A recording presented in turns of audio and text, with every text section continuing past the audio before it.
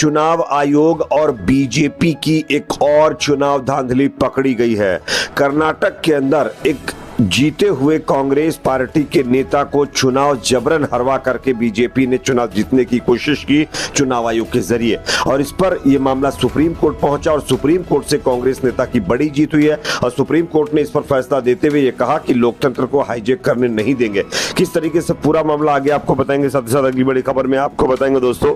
कि पश्चिम बंगाल विधानसभा चुनाव नतीजों को लेकर के भी सुप्रीम कोर्ट से बड़ी खबर आ रही है और ममता बनर्जी को यहां पर बड़ी राहत मिली है। किस तरीके से आगे इसकी भी जानकारी आपको देंगे। साथ ही साथ अगली बड़ी खबर में आपको बताएंगे दोस्तों कि पश्चिम बंगाल में नगर पालिका भर्ती घोटाला मामले में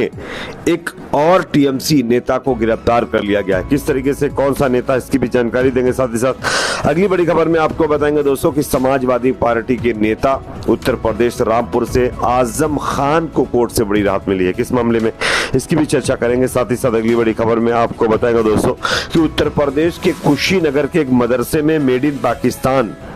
वाला एक पंखा मिलने पर जिस तरीके से विवाद बढ़ रहा था, इस पर अब जांच पूरी हो गई है और जांच में जो चीजें आई हैं निकलकर वो चौंकाने वाली हैं। आगे इसके बारे में भी आपको जानकारी देंगे। साथ ही साथ दोस्तों ईरान वर्सेस जो है इजराइल अमेरिका के बीच चल रहे वॉर से जुड़ी कई अपडेट सामने आ रही है, इसकी भी जानकारी आपको एक एक करके देंगे। उससे पहले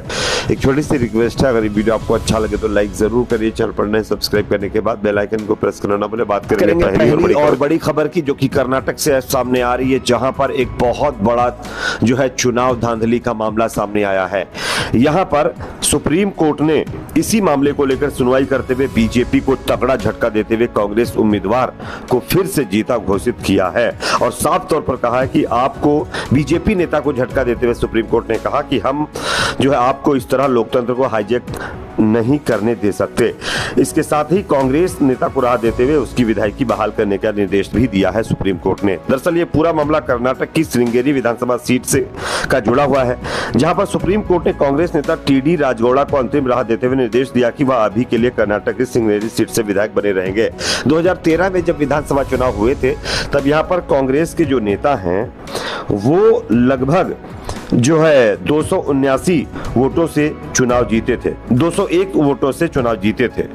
और उनकी जीत घोषित होने के बाद बीजेपी नेता ने इस चुनावी नतीजे को कोर्ट में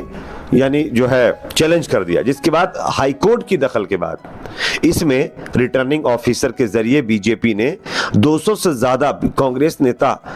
के वोटों को खारिज करवा दिया, उनको अयोग्य घोषित कर दिया और जो बीजेपी नेता के वोट यानी खारिज हुए थे, निरस्त हुए थे, उनको सही मतलब जो घोषित करवा करके इस चुनाव को जीत लिया। अब ये पूरा मामला सुप्रीम कोर्ट पहुंचा था, जिसमें सुप्रीम कोर्ट को ऐसा लगा कि यहां पर कहीं ना कहीं झोल किया गया है, जिसके बाद सुप्रीम कोर्ट ने यह फैसला दिया कि कांग्रेस पार्टी के नेता पहले भी जीते थे और अभी भी जीते ही रहेंगे, क्योंकि ये जो चुनावी अब रिजल्ट बाद में घोषित किए गए हैं इसमें कहीं ना कहीं कुछ ना कुछ तो गड़बड़ जरूर है। इसके चलते सुप्रीम कोर्ट ने फैसला दिया है और यह फैसला अपने आप में दिखाता है दोस्तों किस तरीके से चुनावी प्रक्रिया में धांधली की जाती है। चुनाव आयोग के अधिकारियों के साथ मिलकर बीजेपी वाले सारा काम करते हैं। खैर, इस पर आप अपनी राय जरूर रखिए। एक और बड़ी खबर दोस्तों सामने यहां पर आ रही है पश्चिम बंगाल से, जहां पर टीएमसी ने भी चुनाव धांधली को लेकर के सुप्रीम कोर्ट में याचिका लगाई थी, जिस पर सुप्रीम कोर्ट ने कल एक बहुत बड़ा फैसला सुनाते हुए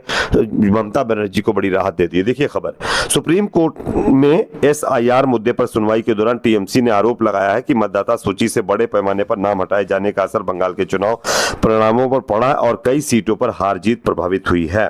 दरअसल सुप्रीम कोर्ट ने सोमवार को कहा कि पश्चिम बंगाल की पूर्व मुख्यमंत्री ममता बनर्जी और अन्य याचिकाकर्ताओं विशेष गहन पुनरीक्षण यानी स्पेशल इंटेंसिव रिवीजन के दौरान मतदाता सूची से नाम हटाए जाने के कारण विधानसभा चुनाव परिणाम प्रभावित होने के दावे को लेकर नई याचिकाएं दाखिल कर सकते हैं। मुख्य न्यायाधीश सूर्यकांत और न्यायमूर्ति जयमाल बागची की पीठ बंगाल में एसआईआर प्रक्रिया से जुड़ी कई याचिकाओं पर सुनवाई कर रही थी और इसी बीच ये फैसला दिया है। यहाँ पर